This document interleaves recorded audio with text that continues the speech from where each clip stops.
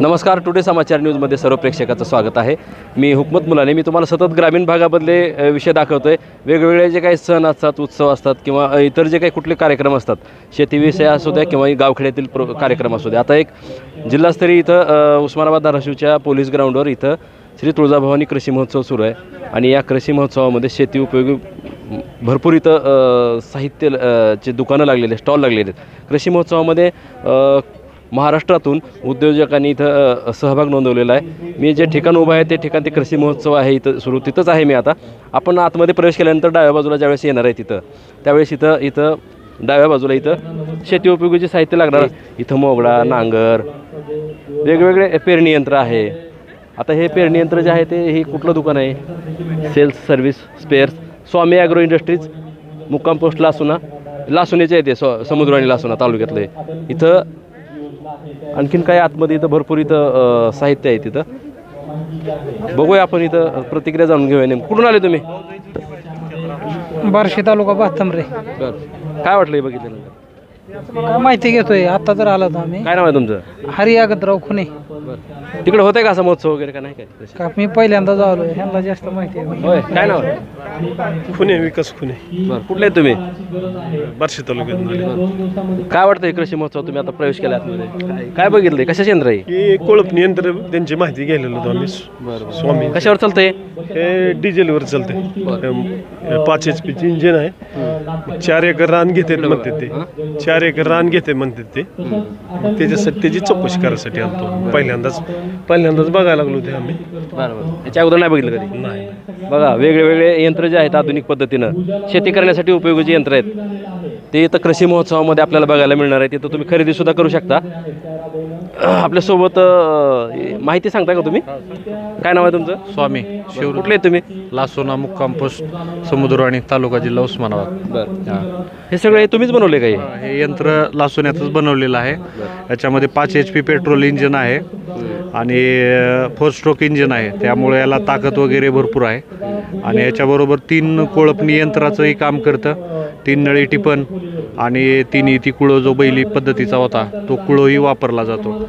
याच्यामध्ये तुम्हाला ट्रॅक्टर जसा सिंगल टर्नमध्ये वळतो त्या पद्धतीने हे पॉवर टिलरही वळतं. आजवर भारतामध्ये असं कुणीच केलेलं नाही. जे काय आहे ती सगळे सरळ लाईनच चालतात. त्याच्यात वळवण्यासाठी वगैरे शेतकऱ्याला बरेच वळवता येते याला. एकदम 0 टर्न, ट्रॅक्टर जसा सिंगल टर्न वळतो तसा हा पण पॉवर टिलर तुम्हाला 0 टर्नमध्ये वळवता येतो. याची किंमत काय आहे? याची किंमत आहे 51,000 रुपये. काय काय बनवता हे तुम्ही अजून याच्यात? आणि ट्रॅक्टरची सर्व शेती अवजार आहेत, जसं की रोटावेटर आहे, BBF पेरणी यंत्र आहे. तुम्हीच बनवले का स्वतः? स्वतः बनवलेलं आहे. आणि विशेष म्हणजे याचं सबसिडीला पात्र आहेत सगळे. टेस्ट रिपोर्ट आहेत सगळे. आपल्या ॲग्री कॉलेजने याला टेस्टिंग केलेलं आहे. गव्हर्नमेंटच्या सगळ्या स्कीममध्ये हे पात्र आहेत. रोटावेटर आहे, फडवा कटर आहे, पुन्हा BBF पेरणी यंत्र आहे. हे ऑल इन वन पेरणी यंत्र आहे. याच्यामध्ये तुम्हाला सर्वच पिकाची पेरणी करता येते. तुमचा फोन नंबर सांगा तुमचा.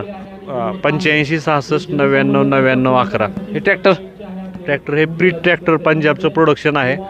आणि एजन्सी आहे का तुमच्याकडे? हा, एजन्सी आहे धाराशिव जिल्ह्याची. तुमच्याकडेच आहे का कोणाकडे? माझ्याकडेच आहे. काय काय करता तुम्ही?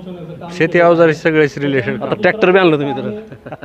ट्रॅक्टर हे आणले की पलीकडचं ट्रॅक्टर साठी जेवढं लागतंय तेवढं आम्ही करतो सगळं. अच्छा, बघा हे लासोन्याचे स्वामी आहेत.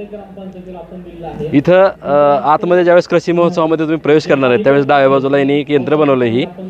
मी तुम्हाला त्याच्याबाबत यंत्राबाबत माहिती सांगितली. त्यांनी स्वतः बनवलेलं आहे. त्यांची कंपनी आहे उस्मानाबाद धाराशिव तालुक्यामध्ये. लासोना त्यांचं गाव आहे. समुद्राणीचं जवळ लासोना येते.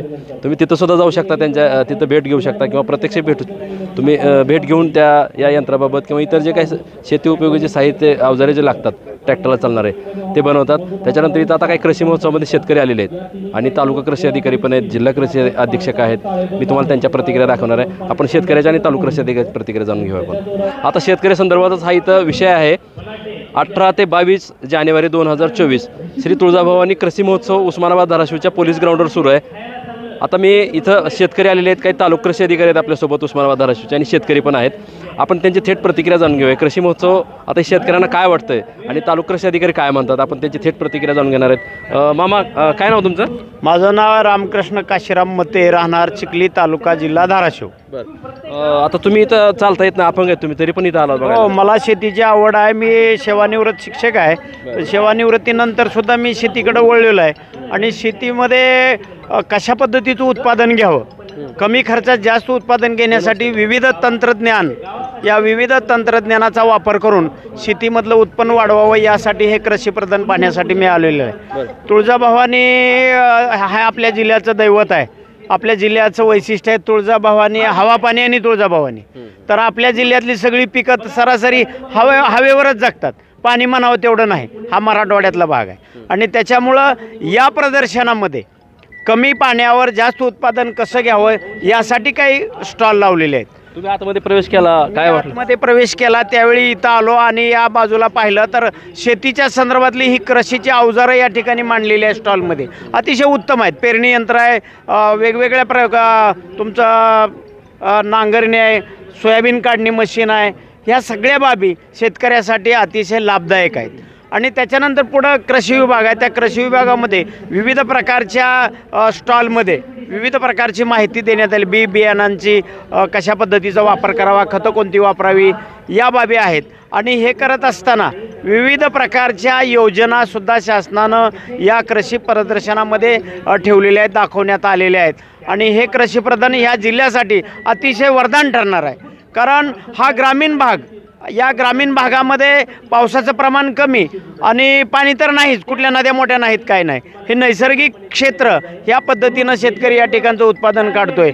आणि हे उत्पादन काढत असताना तुमचं हे कृषी प्रदर्शन अतिशय शेतकऱ्याला वरदान ठरणार आहे. आणि त्या पद्धतीचं नियोजन तुम्ही या ह्याच्यामध्ये केलेलं असल्यामुळं मी आमच्या शेजारी उभे असलेले कृषी सहाय्यक आणि कृषी अधिकारी, तालुका कृषी अधिकारी जाधव साहेब, या सर्वांनी मिळून हे जे कष्ट घेतलेलं आहे हे तुमचंच कष्ट आहे आणि हे तुमचं कष्ट शेतकऱ्यापर्यंत पोहोचणार आहे. आणि म्हणून मी सर्व शेतकऱ्यांना विनंती करतो की बाबांनो, हे 18 ते 22 या कालावधीमध्ये हे जे कृषी प्रदर्शन आपल्या जिल्हा पोलीस अधीक्षक यांच्या कार्यालयाच्या पटांगणामध्ये आयोजित केलेलं आहे, हे जरूर पहा आणि आपल्या शेतीमध्ये कशा पद्धतीचा बदल करता येईल हे इथला अनुभव घेऊन तुम्ही ती शेती करू शकता. उगं उठायचं आणि पारंपरिक पद्धतीनं, जुन्या पद्धतीनं शेती करायची, उत्पादन निघत नाही आणि तुमच्या घरी काही राहत नाही. आणि त्याच्यामुळे हे तंत्रज्ञान जर वापरलं तर तुमचं उत्पादन अधिक वाढणार आहे. आणि ते तंत्रज्ञान इथं या स्टॉलमध्ये पूर्ण मांडण्यात आलेलं आहे. तुम्हा सर्वांचं हार्दिक हार्दिक अभिनंदन, धन्यवाद. शेतकऱ्याची प्रतिक्रिया जाणून घेतली.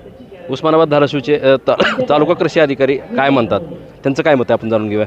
काय सांगाल? इथं आता कृषी महोत्सव सुरू आहे, मोठा आहे, यावेळेस जरा वेगळं पण आहे, काय वाटतं?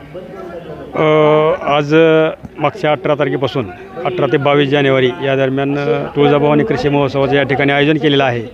कृषी विभाग, आत्मा आणि प्रकल्प संचालक यांच्या वतीनं संयुक्त विद्यमानं कृषी विज्ञान केंद्र पण यांचा सहभाग आहे ह्याच्यामध्ये. यांच्या संयुक्त विद्यमानं 18 ते 22 जानेवारीमध्ये या दरम्यान आपण तुळजाभवानी कृषी महोत्सवाचं या ठिकाणी आयोजन केलेलं आहे.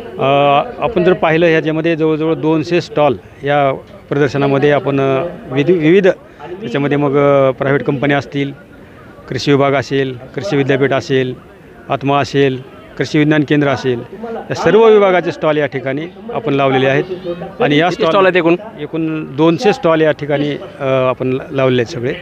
तर ह्या 200 स्टॉलच्या माध्यमातून ह्याच्यामध्ये यांत्रिकीकरणाचा महत्त्वाचा मुद्दा, पहिला जो स्टॉल लाईन आहे ती यांत्रिकीकरणाची आहे. याच्यामध्ये यांत्रिकीकरणामध्ये आता आपण जर बघितलं तर शेतकरी म्हणतोय की बाबा शेती परवडत नाही. ह्याचं कारण एक आहे की परवडत कशामुळे नाही तर मजुराचा मोठा प्रॉब्लेम आहे. मजुरामध्ये मग कोळपणी असेल, नांगरणी असेल, खुरपणी असेल किंवा आणखीन काही काढणे असेल, ह्या सगळ्या गोष्टी ह्या मजुरामार्फत शक्य नाहीत.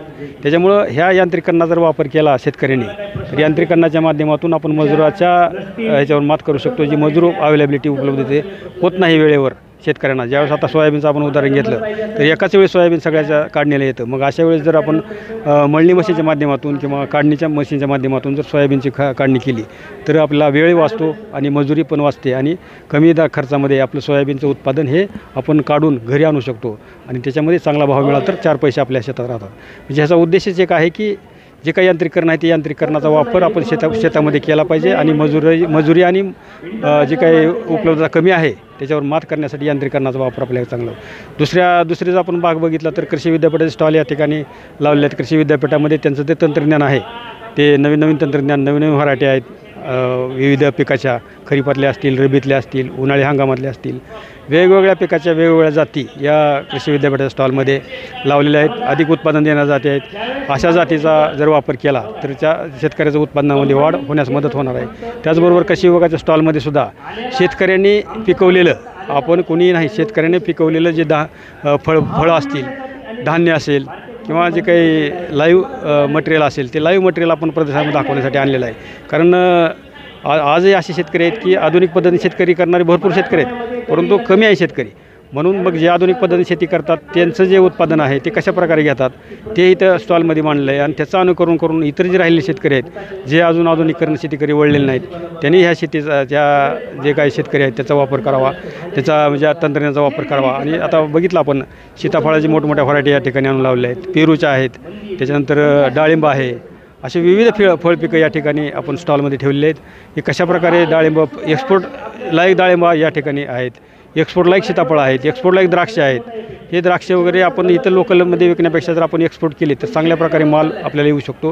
आणि त्याची आपल्याला माहितीपत्रकंसुद्धा आपण या ठिकाणी ठेवले आहेत की एक्सपोर्ट करण्यासाठी कुठल्या योजना शासनामार्फत राबविल्या जातात, एक्सपोर्ट करण्यासाठी काय करायला पाहिजे, कुठली पद्धत अवलंबली पाहिजे, या सगळी माहिती या स्टॉलमध्ये आपण त्यांना उपलब्ध करून देतो आहे. त्याचबरोबर आधुनिक शेतीमध्ये काय नेमकं, आधुनिक शेती म्हणजे कमी खर्चात कमी क्षेत्रामध्ये चांगलं उत्पादन घेणं म्हणजे आधुनिक शेती.